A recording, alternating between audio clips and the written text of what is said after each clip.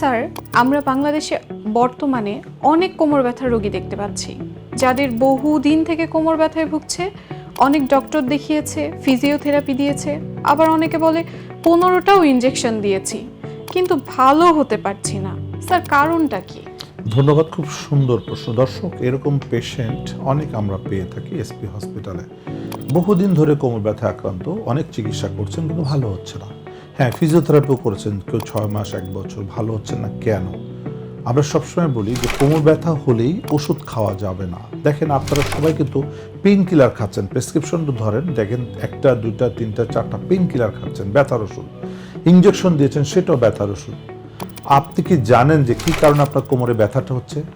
মনে রাখতো, ব্যথা কিন্তু রোগ না, ব্যথা আপনার অসুখ না, ব্যথা হচ্ছে সিমটম। ব্যথার পেছনে একটা বড় ধরনের কোনো প্রবলেম লুকিয়ে আছে, যে কারণে সেই প্রবলেমটা আইডেন্টিফাই না করার কারণেই কিন্তু আপনার ব্যথাটা নির্মূল হচ্ছে না। সো যতই আপনি ব্যথা ওষুধ খেতে থাকেন, ব্যথাটা একটু কমবে, আস্তে আস্তে সমস্যাটা বাড়তে থাকবে।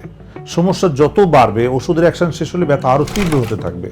একসময় 1টা 2টা 3টা পেন কিলার খেলে একটু কম থাকতো, আস্তে আস্তে এমন কন্ডিশন চলে যাচ্ছে যে আর কোনো পেন কিলার কাজ করছে না। তো যে কারণে আমরা বলি যে ফিজিওথেরাপি ঠিক তাই। আপনি ফিজিওথেরাপি দিচ্ছেন, কিন্তু কেন দিচ্ছেন জানেন না। এক্সারসাইজ করছেন, কেন এক্সারসাইজ করছেন সেটাও জানেন না। এটা করলে কিন্তু আপনি ক্ষতিগ্রস্ত হবেন। আমাদের যে প্রচুর কোমর ব্যথা রোগী, হাঁটু ব্যথা রোগী বিভিন্ন জায়গায় চিকিৎসা করে বেড়াচ্ছে, অনেক ফিজিওথেরাপি সেন্টার চিকিৎসা করছে, কিন্তু ভালো হচ্ছে না।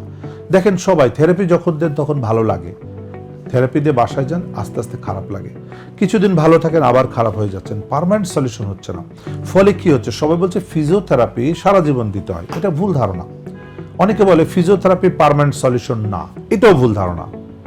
পৃথিবীতে কোমর ব্যথা রোগীদের জন্য ফিজিওথেরাপি কিন্তু পার্মানেন্ট সলিউশন, মনে রাখতে হবে। আপনি যে চিকিৎসা করেন না কেন, আপনাকে সঠিক ফিজিওথেরাপি আসতে হবে। তাহলে সঠিক ফিজিওথেরাপিটা কি দর্শক? আমরা সঠিক ফিজিওথেরাপিটা একটু ব্যাখ্যা করব। আপনারা ভুল ফিজিওথেরাপি করছেন, ফলে আপনার অসুখটা বেড়ে যাচ্ছে। সঠিক ফিজিওথেরাপি করতে গেলে সঠিক রোগ আইডেন্টিফাই করতে হবে। ধরে নিলাম আমার কোমরে ব্যথা আছে, ব্যথাটা 2টা কারণে হয়, একটা মেকানিক্যাল ব্যাক পেন, একটা প্যাথোলজিক্যাল ব্যাক পেন। এখন আপনার কোনটা আছে আপনি কি জানেন? তাহলে আপনাকে জানতে হবে। এবার আসুন, মেকানিক্যাল ব্যাক পেনটা কি? মেকানিক্যাল ব্যাক পেনটা হচ্ছে আমাদের মেরুদণ্ডের ইনজুরি, যেটা কোনো অসুখ না, ইনজুরি থেকে হচ্ছে। যেমন জয়েন্ট ফেটে জেল লিক করতে পারে, যেটাকে আমরা বলছি পিএলআইডি। হাড় ভেঙে ডিসপ্লেস হয়ে যেতে পারে, যেটাকে আমরা স্পন্ডোলিস্থেসিস। হাড়ের ডিজেনারেশনের কারণে জয়েন্টগুলো ফেটে ফেটে জেল লিক করতে পারে, আর ডিজেনারেশন প্রসেস। বিভিন্ন কারণে মেকানিক্যাল সমস্যা হচ্ছে, যেটা প্যাথোলজি না। এটাকে আমরা মেকানিক্যাল ব্যাক পেনে ভাগ করছি। দেন প্যাথোলজি। প্যাথোলজির মধ্যে কি হতে পারে? স্পাইনাল কর্ডে টিউমার হতে পারে, বোন টিবি হতে পারে, বোন ক্যান্সার হতে পারে, টিউমার হয়ে ক্যান্সার হতে পারে, স্পাইনাল কর্ডের মধ্যেও ক্যান্সার হতে পারে। তাহলে আপনার কোমর ব্যথাটা কি কারণ হচ্ছে? এটাকে মেকানিক্যাল না প্যাথোলজিক্যাল, সেটাকে আপনি জানেন? তাহলে যত কোমর ব্যথা রোগী আছে, নিজেকে প্রশ্ন করেন যে আপনার কোমর ব্যথাটা কি কারণে হচ্ছে।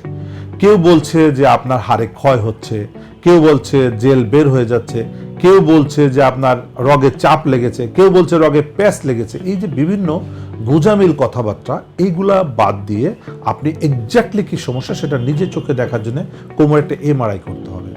কোমরের এমআরআইটা করে নিজে চোখে দেখবেন। ওই প্রেসক্রিপশন পড়ে বুঝলে হবে না, নিজে চোখে দেখতে হবে যে কোথায় আপনার কোন স্পটে প্রবলেম আছে।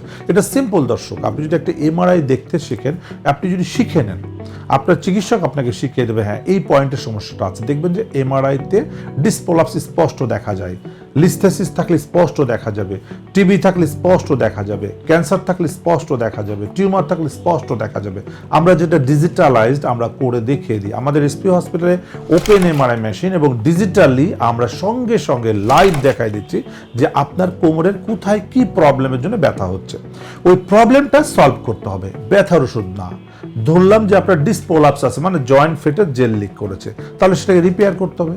তাহলে রিপেয়ারের জন্য শুয়ে থাকতে হবে। তাহলে কোমরে যদি ডিসপ্রলাপস হয়, এর একমাত্র সলিউশন শুয়ে থাকতে হবে। কতদিন? 42 দিন শুয়ে থাকতে হবে। এখানে তেমন কোনো ওষুধের প্রয়োজন নাই, কোনো ফিজিওথেরাপিও প্রয়োজন নাই। বাট একজন ব্যক্তি যখন শুয়ে থাকবে, তখন তার ব্লাড সার্কুলেশনে প্রবলেম হবে। এটাতে কি হতে পারে? স্ট্রোক করতে পারে, হার্ট অ্যাটাক করতে পারে। যে কারণে ফিজিওথেরাপির মাধ্যমে ব্লাড সার্কুলেশনটাকে আমরা মনিটরিং করছি, যেন ফিজিওথেরাপির মাধ্যমে মাসেল পাওয়ারটাকে বাড়িয়ে দিচ্ছি। ফিজিওথেরাপির মাধ্যমে জয়েন্টের রেঞ্জ অফ মোশনগুলো স্বাভাবিক রাখছি, যেন আপনি যখন 42 দিন পর হাঁটাচলা করবেন তখন যেন সুস্থ মতো হাঁটতে পারেন। আদারে যদি কোনো ব্যক্তি 42 দিন বিছানায় শুয়ে থাকে, 42 দিন পর সে হাঁটতে পারবে না, অচল হয়ে যেতে পারে। যে কারণে ফিজিওথেরাপি হেল্প করে। ফিজিওথেরাপি ব্যথাকেও ভালো করবে না, ফিজিওথেরাপি ফাটাকেও রিপেয়ার করবে না। ব্যথা ভালো করতে গেলে জেলটাকে রিপেয়ার করতে হবে, আর সুস্থ থাকতে গেলে মাসেলকে বিল্ড আপ করে বডির ফিটনেস তৈরি করতে হবে, যেটা আমরা এসপি হসপিটালে করে থাকি। যে কারণে আমরা বলি 42 দিন চিকিৎসা করবেন, 42 বছর ভালো থাকবেন। তাহলে দর্শক, আপনার কোমরে কেন ব্যথা হচ্ছে সেটা ফার্স্টলি আপনি জেনে নিন, এবং সেটার সমাধান কি।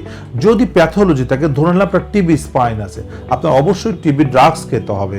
সেটা হতে পারে 1 বছর, হতে পারে 2 বছর।